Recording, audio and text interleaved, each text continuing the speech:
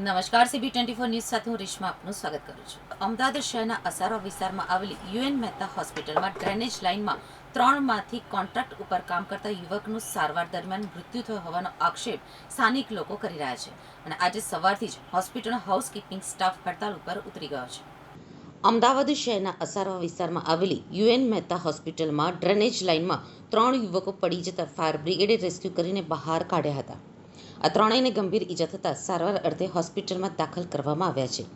ત્રણેયમાંથી contract ઉપર કામ કરતા યુવકનું સારવાર દરમિયાન મૃત્યુ થયો હોવાનો આક્ષેપ સ્થાનિક લોકો કરી રહ્યા છે અને આજે એટલે કે 7મી જુલાઈ સવારથી જ હોસ્પિટલનો હાઉસકીપિંગ સ્ટાફ હડતાલ ઉપર ઉતરી ગયો છે.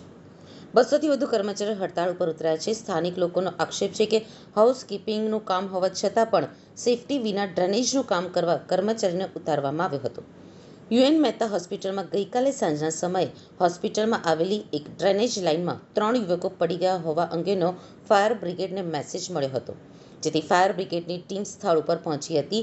જોકે એક વ્યક્તિને સ્થાનિક લોકોએ બહાર નીકાળી હોસ્પિટલમાં મોકલી દીધો હતો, જ્યારે 2 વ્યક્તિને ફાયર બ્રિગેડની ટીમે ડ્રેનેજ લાઇનમાંથી બહાર નીકાળ્યા હતા અને સારવાર માટે હોસ્પિટલ ખસેડ્યા હતા.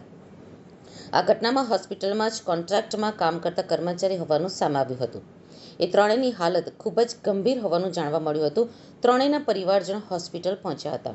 જોકે હોસ્પિટલ તરફથી તેમને મળવા દેવામાં ન આવ્યા હોવાના આક્ષેપ અને એક વ્યક્તિનું મૃત્યુ થયું હોવાનો આક્ષેપ પરિવારજનો કરી રહ્યા છે. એસએમસી નામની કંપની હાઉસકીપિંગનો કોન્ટ્રાક્ટ ચલાવે છે. તેનો કર્મચારી હતો અને તેનું મૃત્યુ થયું હોવા અંગેનો આક્ષેપ કરવામાં આવ્યો છે.